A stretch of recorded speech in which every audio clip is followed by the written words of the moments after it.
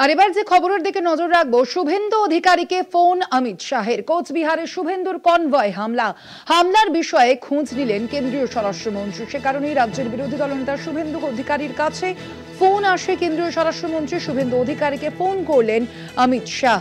কোচবিহারে শুভেন্দুর কনভয় হামলা, আপনারা জানেন ইতিমধ্যে যে শুভেন্দু অধিকারী আজ যে কর্মসূচি ছিল কোচবিহারে, সেখানে শুভেন্দু অধিকারীর কনভয় ঘিরে বিক্ষোভ দেখানো হয় এবং যে অভিযোগ করেছেন রাজ্যের বিরোধী দলনেতা যে তার গাড়ি ভাঙচুর করা হয়েছে, এমনই অভিযোগ করেছেন রাজ্যের বিরোধী দলনেতা। ঠিক সেই ঘটনার পরবর্তীতেই এবার অমিত শাহের ফোন এলো শুভেন্দু অধিকারীর কাছে। শুভেন্দু অধিকারীকে ফোন করলেন কেন্দ্রীয় স্বরাষ্ট্রমন্ত্রী অমিত শাহ।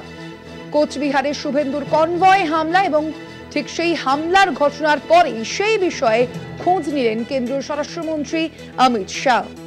আজ কোচবিহারে যান শুভেন্দু অধিকারী এবং সেখানেই তার কনভয়কে ঘিরে বিক্ষোভ দেখানো হয়। বিক্ষোভ দেখায় তৃণমূল কংগ্রেস নেতৃত্ব এবং সেখানেই তার গাড়িতে হামলার অভিযোগ করেছেন স্বয়ং রাজ্যের বিরোধী দলনেতা। এবং ঠিক সেই ঘটনার পরবর্তীতেই শুভেন্দু অধিকারীর কাছে ফোন এলো অমিত শাহের। কোচবিহারে শুভেন্দুর কনভয় হামলার বিষয়ে খোঁজ নিলেন স্বরাষ্ট্রমন্ত্রী। আমরা এই বিষয়ে আরো বিস্তারিত জানবো। আমাদের সঙ্গে এই মুহূর্তে ফোন লাইনে রয়েছেন বিশেষ প্রতিনিধি অঞ্জন রায়।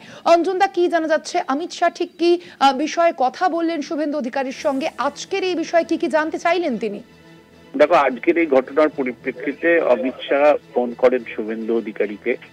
শুভেন্দু অধিকারী বিস্তারিতভাবে জানান এবং তিনি যে হামলার আশঙ্কা করছেন সে ব্যাপারে তিনি যে গতকাল মুখ্য সচিবকে এবং ডিজিকে চিঠি দিয়েছিলেন সে বিষয়েও অমিত শাহকে উল্লেখ করেন এবং তিনি পরিষ্কারভাবে জানেন যে কোচবিহারের এসপি এবং তৃণমূল কংগ্রেসের বিধায়ক এই ঘটনার নেতৃত্ব দিয়েছেন।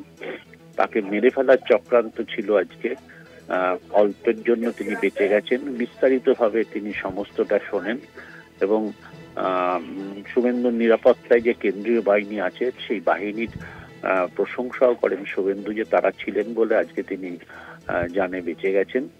বিস্তারিতভাবে খোঁজ করেন, প্রায় 10 মিনিটের ওপর দুজনের মধ্যে কথাবার্তা হয় এবং কথাবার্তার পর শুভেন্দু অমিত শাহ জানিয়েছেন শুভেন্দু অধিকারীকে তিনি রাজ্যের কাছে এ বিষয়ে জানতে চাইবেন যে কেন এই ঘটনা ঘটল।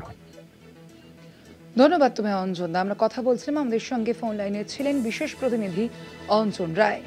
কোচবিহারে শুভেন্দুর কনভয় হামলা এবং সেই হামলার বিষয়ে খোঁজ নিলেন এবার কেন্দ্রীয় স্বরাষ্ট্রমন্ত্রী অমিত শাহ। সে কারণে শুভেন্দু অধিকারীকে ফোন করে সে বিষয়ে খোঁজ নিলেন কেন্দ্রীয় স্বরাষ্ট্রমন্ত্রী অমিত শাহ। কোচবিহারে আজ শুভেন্দু অধিকারীর কনভয়কে ঘিরে বিক্ষোভ দেখানো হয় এবং কনভয় হামলার অভিযোগ তোলেন শুভেন্দু অধিকারী এবং সেই ঘটনার সম্পর্কে এবার বিশদে খোঁজ নিলেন স্বরাষ্ট্রমন্ত্রী।